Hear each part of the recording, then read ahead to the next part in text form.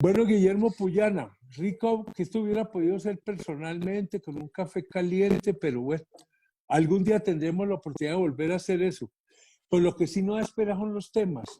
Mm. Y vos sos de las personas que en Colombia conocen lo que es esa estrella en ascenso, que es la China, esa China milenaria, pero absolutamente actual, absolutamente moderna, y que esta semana tocó ya las puertas de Colombia en forma, a través de la mina de oro en Buriticá, en Santa Fe de Antioquia, uno de los yacimientos precolombinos más importantes que había en esta parte del mundo, todo el periodo colonial, y ahora nada más y nada menos con el metro de Bogotá. Contame, ¿cuál es la visión con que China se arrima a estos nuevos mundos? Porque le metió al patio trasero de Estados Unidos, pues, vía el socialismo del siglo XX, vía Venezuela, y con países que no son de esa corriente, pero que están inmersos en esta nueva dinámica mundial que tiene como motor principalísimo a China. Bueno, muchas gracias. Y sí, algún día con un té y un café discutiremos sobre Sí, estos sí, temas, sí. pero también. Bueno, yo creo que lo que estamos presenciando no es nada distinto que el resultado de una dinámica histórica de crecimiento de China imparable, que la lleva hacia buscar la mayor cantidad de relaciones constructivas, equilibradas posibles con todos los países del mundo, y en la que para China, pues lo que se conocía como el tercer mundo, pues es esencial no solo por la potencialidad de sus recursos naturales, sino por la importancia política que tiene el tercer mundo en la construcción de un ideario multipolar, no imponiendo un sistema político, sino contribuyendo a que en el mundo haya muchos polos y eso implica pues reducir, fortalecer las condiciones de los países a través de relaciones económicas y políticas equilibradas para que esos países sean más autónomos en sus decisiones económicas y Perfecto. políticas. Entonces ahí me pones a pensar en tres cosas. Primero, del mundo, un mundo multipolar, ¿sí? Sí. Donde ella sería uno de los polos o sería el polo mayor con unos polos subsidiarios ahí rodando. Segundo, que China nunca ha sido, en el sentido occidental del término, nunca ha sido imperialista, ¿cierto? China ha sido poderosa en sí misma y es más con tendencias a más bien a más que expandirse como a fortalecerse ya internamente. No es gratuito la muralla china, eso no, como digo yo, eso no fue para traer turistas, eso responde a toda una filosofía, a toda una visión de las cosas. Y tercer elemento que, hablando con vos en otra ocasión, me lo hacías caer en cuenta, China tiene esa capacidad de saber esperar, tiene esa capacidad de mirar hacia adelante y no precipitarse, dejar que los acontecimientos vayan acomodándose, que fue lo que dijiste al principio, no tenemos por qué sorprendernos de que China esté donde esté, porque era un proceso que venía en marcha y está llegando ya a uno de sus objetivos o a su objetivo. China, ¿qué es lo que quiere? Ser poderosa. China, ¿qué es lo que quiere? Ser imperial. China, ¿qué es lo que quiere? Liderar este mundo. China, ¿qué es lo que quiere? Tener respaldo, reconocimiento para ayudar a equilibrar un mundo muy desequilibrado. Yo es que realmente no la tengo muy clara. Bueno, ahí nos estamos metiendo en varias cosas, pero lo primero que yo diría es, China nunca ha dejado de ser un país importante en el mundo. Yo creo que en el siglo XX, una de las grandes transformaciones que pasa en el siglo XX, después en la posguerra, es China se logra su independencia nacional y triunfa en la revolución. En términos netos, eso quiere decir que el 25% de la población salió de la esfera de control de un hegemón y no se alineó con otro hegemón, ¿no? Eso es lo primero. En la historia del mundo... ¿Cuál era el hegemón del cual sale China? No, Soviética. China sale del hegemón del colonialismo inglés y japonés y norteamericano, de Occidente en general, digamos. Occidente.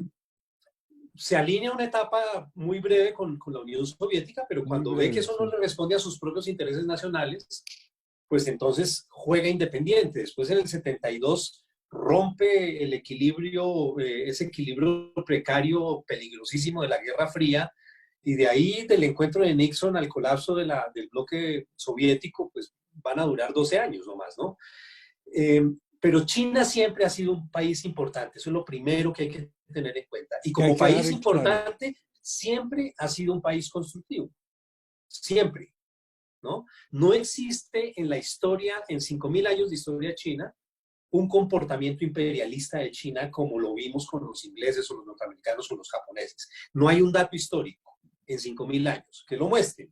China sí ha defendido su integridad territorial, pero nunca creció a partir de la colonización de otras sociedades, de otras culturas o de otros pueblos. Entonces, yo creo que esos son los datos históricos esenciales. En ese sentido, Fundamentales. lo que uno ve es que China está viviendo en este momento su punto de mayor aproximación a una utopía de la reconstrucción de su dignidad nacional, después de un proceso histórico muy grave y muy complicado y que los lleva a triunfar en el 49 después de 100 años de guerra. Y desde ese momento los chinos se plantean, yo quiero ser poderosa para ser independiente, para que no me vuelvan a afectar como me afectaron, y eso implica que voy a jugarme a que en el mundo haya paz a través del equilibrio de múltiples fuerzas. Lo que implica que China no va a cumplir el papel que cumplieron Inglaterra o que cumplió Estados Unidos o que ha cumplido Estados Unidos hasta ahorita. Eso no está en la propuesta china, por eso China tampoco ve un país poderoso con países subordinados, como tampoco ve aliados. En el lenguaje diplomático chino, la palabra aliado dejó de usarse desde los 50, después de la ruptura con los soviéticos. De resto, los chinos tienen asociaciones estratégicas más o menos profundas, pero no tienen aliados. Y en la medida en que no tienen aliados, no buscan un predominio respecto de otros, sino equilibrio. Que A eso ver, está pues en la mentalidad china y cultural. poniendo esa mentalidad en colombiano, es más o menos para que no me jodan y yo no jodo. Pues, es decir, déjenme, yo vivo mi vida, yo respeto la vida de ustedes, veamos cómo nos podemos colaborar, pero en el respeto recíproco. Sí, No hay un afán de control, no hay un afán imperial. Y si hay un afán de defenderse. China históricamente se ha sentido agredida. Sí, no, ha sido agredida. Gravísimamente. ¿No? A ver, Mao lo dijo en el 27, en el 35, en el 49, después Teng, y lo acaba de repetir uno de los libros blancos del gobierno chino del año pasado. China no quiere que le digan cómo se tiene que gobernar y ella no le va a decir al mundo cómo tiene que gobernarse. Para que eso sea posible, tenemos que reconocer la diversidad de las opciones sociales y políticas de los pueblos. Y eso solo puede ser posible en un mundo multipolar. Eso es una constante en el pensamiento chino. Por eso es que los chinos no se ven a sí mismos como reemplazando a los Estados Unidos. Su poder es inmanente y tiene que ser reconocido por el mundo. El problema es cuando hay un actor internacional también muy poderoso que juega en otro sentido. Y eso afecta lo que en el mundo es, desde hace muchos años, la relación internacional más importante del planeta. La relación internacional más importante del mundo es la relación que tienen Estados Unidos y China. Eso puede ser fácilmente el 40% del producto mundial y pues la agenda es demasiado diversa. Entonces, y el los chinos poder dicen, está ahí, sí. no solo es no me joda y no lo jodo, sino sí, no, yo lo puse no como me para... diga cómo me gobierno y yo no le digo, y yo respeto su forma de gobierno. Y usted no me explique cómo tengo que hacer la cosa, ¿cierto? Y no me venga a vender su idea de democracia occidental, porque nosotros tenemos otra visión de las cosas, otra cultura, otro modo de abordar la vida. Usted no Porque es que pretenda a ser veces China hay y yo uno no pretendo como ser Estados misional, Unidos. misional en Occidente, va con la Sí, nueva, la buena nueva de la democracia liberal, que muchas veces mira, es un cuento, pero es un cuento sí. con el cual Y ese es un punto, invaden, intervienen, ¿sí? ese es un punto esencial en la política exterior y en el comportamiento de los chinos en todo. Solo de esa manera uno puede construir relaciones gana-gana en el mundo, no relaciones de tomadores y dadores en el mundo. Y solo eso es lo que le permite a uno entender por qué China, cuando se suceden los eventos en Chile, con el golpe de Estado contra Allende, es el único país socialista que no rompe relaciones con el gobierno chileno, porque esa fue la opción de los chilenos. Como la quieran Sí. pintar, se respeta el proceso No, eso, histórico no de la Chile. Chile compartimos, la respetamos. la respetamos, la Y entiende ellos bien piden con la este gobierno. recíproca, respétenos a su vez a nosotros, halémosle respetico, pues. Sí, Sí. el cambio de gobierno y el cambio de paradigma político o económico de un país es una responsabilidad de su pueblo, no es una responsabilidad de ningún otro país Claro. para que se parezca a mí. Y ahí estaba el rumbo de Eso es, colisión con los Estados Unidos, y ¿no? eso es lo que Estados Unidos llaman cree la que el real, mundo es peligroso porque es diferente y China dice que el mundo es peligroso porque no se sí, respeta la diferencia. sí, sí, sí. No, que entonces yo creo que parte lo tocaste ahora cuando Nixon y estaba al lado de Nixon, pues estaba Henry Kissinger, ¿no? Y Kissinger en esto era de la realpolitik, es decir, un poco lo que tú estás planteando, es decir, no es que seamos ahora unos predicadores que vamos a convertir al mundo, no, el mundo es como es y hay que asumirlo como es y no nos vamos a poner a transformarle la vida al prójimo, que yo creo que ese es un principio muy, muy importante y uno sí ve China en lo internacional pocas veces o nunca, pues no tengo memoria, toma posiciones así como para confrontar un país, un gobierno, un régimen. Eso es tema de ustedes. A mí me interesa es tener buenas relaciones con ustedes. Es Sí, decir, con China hoy en día, más que toda esa guerra fría político-ideológica, es más es una confrontación económica, es una confrontación de poderíos económicos, poderíos de influencia, pero no porque les estoy predicando una doctrina, sino porque les puedo traer unos aportes que para mí son importantes como China, para ustedes pueden ser también importantes como el país X, Y o Z. Es en el fondo un trato muy realista. sí, ahora, eso me hace acordar de una cosa.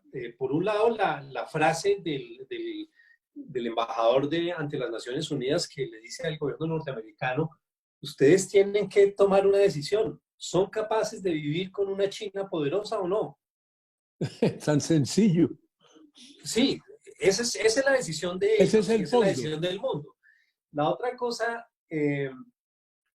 digamos, de ahí se derivan muchas cosas, pero una de las más importantes es que solo en la medida en que respetemos la diferencia de las opciones de los diferentes países, pues va a haber equilibrio, ¿no? Porque no es posible, la gente habla mucho de que si estamos frente a una nueva guerra fría, para que haya una guerra fría tendríamos que tener las condiciones de lo que fue la Guerra Fría, que fue una competencia de carácter militar territorial entre Estados Unidos y la Unión Soviética. China no está en ese papel. ¿O qué parte de los Estados Unidos le está quitando China a los Estados Unidos? ¿En dónde está compitiendo militarmente con ellos? No, no.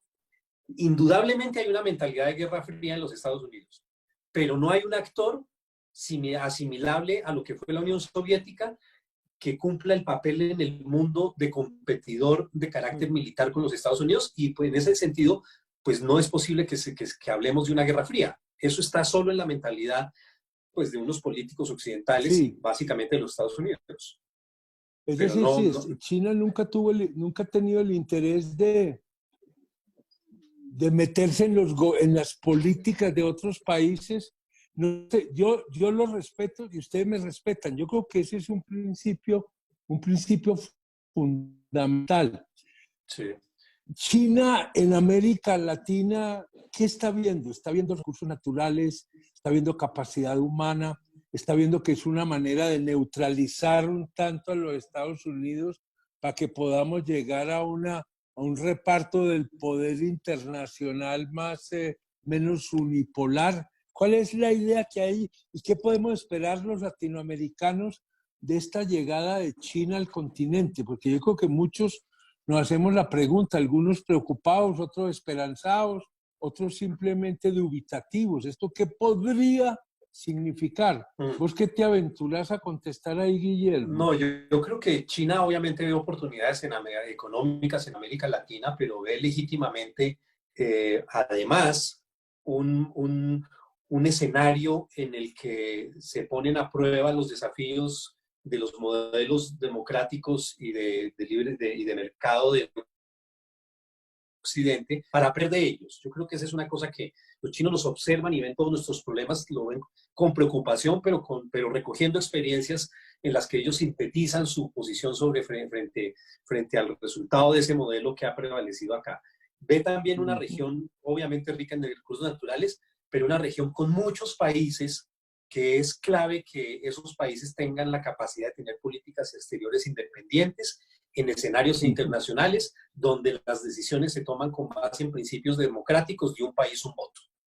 Y pues América Latina es un país, es un continente con muchos países, igual que África. Y eso para China es muy interesante y es clave en su política exterior. Ahí tocas dos puntos que me parecen bien interesantes. Uno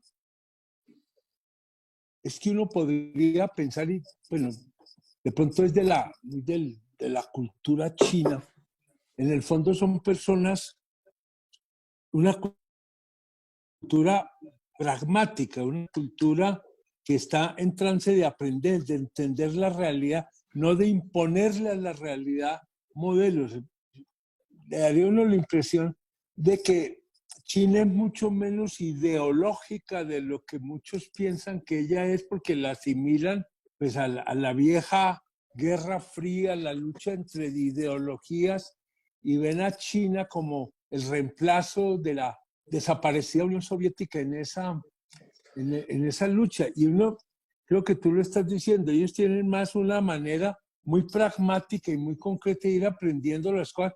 ¿Por qué? Para poder desenvolver mejor, para poder aprovechar mejor realidades y recursos, no para imponer un criterio. Y en segundo lugar, yo creo que en América Latina es una manera también de ayudar, de que definitivamente esa polarización en política internacional que se vivía se pueda abrir, es decir, abre espacio para que esa dependencia histórica que ha tenido América Latina con Estados Unidos, pues por lo menos se reduzca de manera sensible. Y eso hace parte de su visión de un mundo multipolar donde hay un poder repartido y un respeto entre los poderes.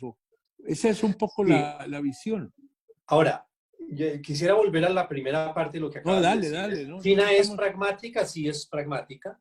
Su visión del mundo es originada en el aprendizaje de la naturaleza y en la construcción de una interpretación del mundo a partir de la visión campesina de hace muchos miles de años. China no, es cierto, China es pragmática y entonces la gente acude mucho a esta historia de que Deng Xiaoping, no fue exactamente él, fue otra persona, él lo recoge después, de que si un gato, no importa si el gato es blanco o negro, si caza ratones. En alguna oportunidad dicen que dijo, yo no sé si eso es cierto o no, pero si no es cierto, debería ser cierto, que él dijo, sí, no importa si es blanco o negro, si caza ratones. Yo lo que no dije es que no importaba que fuera socialista o no. Entonces, ¿a qué voy? China, en efecto, China es un país, es una cultura pragmática, no es dogmática, no es sectaria, pero sí es ideológica. Ellos tienen una interpretación ideológica del mundo, están gobernados por un modelo social y político que refleja una ideología, pero no son ni dogmáticos ni sectarios. Y eso es lo que les ha permitido coger ese modelo ideológico y adaptarlo a las condiciones de su país y a las condiciones de hoy, ¿no? Porque el problema es que el dogmatismo y el sectarismo soviéticos no dejaron avanzar eso y eso lo volvieron lo que no era. Y acabaron en la que Hoy los acabaron. marxistas y los chinos ven el marxismo a la luz del desarrollo social de una sociedad altamente tecnificada, con los mismos problemas de pobreza y de subdesarrollo de hace muchos tiempos, con unas expresiones distintas. Y eso es lo que, pero sí son, yo sí diría que son ideológicas, lo que no son es sectarios ni dogmáticos. No, y que no andan por el mundo con una bandera ideológica buscando adeptos. No, pues, no están Sí, en la es lucha ideológica, ¿o sí? la única enseñanza que los chinos le quieren dar al mundo es, primero, que es posible la independencia lograda a partir de las condiciones nacionales. Y la segunda es, vea, no, uno no se casa con los modelos teóricos y forza la realidad de ese modelo Es, teórico. Mao a eso esto. lo llamaba, no debemos cortarnos los pies para que nos quepan los zapatos. No, tenemos que entender las realidades nacionales y saber si eso se adapta o no se adapta o cómo se adapta, pero no podemos a la brava meter una cosa sencillamente porque el modelo teórico nos lo obliga. Pero fíjate que eso es una aproximación, yo diría que pragmática en el buen Totalmente. sentido de la palabra, la realidad. No le Sí. impongamos el modelo a la realidad, dejemos que la realidad nos hable y vemos hasta dónde estamos interpretándola o dónde hay que hacer ajustes, replanteamientos, Y repensar las entendamos cosas. las condiciones nacionales. Hay que, Exactamente, exactamente, exactamente. No hay un modelo. no Pero existe, y yo creo que China la hoy pandemia es lo que ha una llevado es a que no hay economía modelo de nada. socialista, o es una economía, no hay modelo de nada. Sí. La economía china vos la definirías como socialista hoy. Sí, mira, ahí pasa con una cosa, y es que depende de los datos que cojas, tú puedes concluir una cosa u Sí, otra. ir para Pero un las lado para el otro. características fundamentales, en los activos esenciales de la economía de cualquier país, la tierra, pues es un recurso público en China. Las industrias estratégicas son nacionales, ¿no? Hay una actividad muy importante del sector privado que juega en reglas de mercado, pero eso no hace que el país sea un país capitalista, porque uno de los puntos de quiebre con el dogmatismo es que eh, se aplica el mercado en la economía china. Una de las cosas que los chinos dicen es, ni el mercado ni la planificación son lo que definen capitalismo y socialismo. Eso no es cierto. Por lo Eso tanto, es muy puede haber importante. un socialismo de mercado que aplique reglas de mercado. Y mientras llegamos al punto de desarrollo que requiere un altísimo esfuerzo de colectivización, pues van a conjugarse las virtudes de ambos sistemas y los chinos recogen de la evolución de la historia del capitalismo una cosa muy importante, y es que hay cosas que pueden haber surgido dentro del capitalismo, por ejemplo, la administración de empresas, la moneda, pero no solo eso, y eso se vuelve patrimonio de la humanidad, ¿no? La teoría Exactamente, de exacto. administración de Fíjate, empresas moderna, pues es una cosa bastante sofisticada que surgió ahí, pero eso no es lo que define capitalismo-socialismo. pero fíjate que es una posición pragmática en el buen sentido de Claro. la palabra, ¿cierto? El famoso cuento del color del pelo de los gatos, ¿cierto? Sí. Guillermo, esta historia debería de no acabar, pero ¿sabe qué? No acabó. Uno, a mí se me acabó y se me enfrió este pedazo de tinto. Y segundo, no acabó el tiempo. Guillermo, Bueno, no. muchas gracias. Yo creo que pudimos tener una visión panorámica de una realidad amplísima, complejísima, apasionante y que tenemos aquí tocando la puerta de la casa. Ya nos llegó y espero que para bien. Gracias, No, y cada Guillermo. vez vamos a aprender más. Ese es un Cada país vez, que, no, ya, sí, ya, estamos entrando en la era china. exacto. Listo, Guillermo.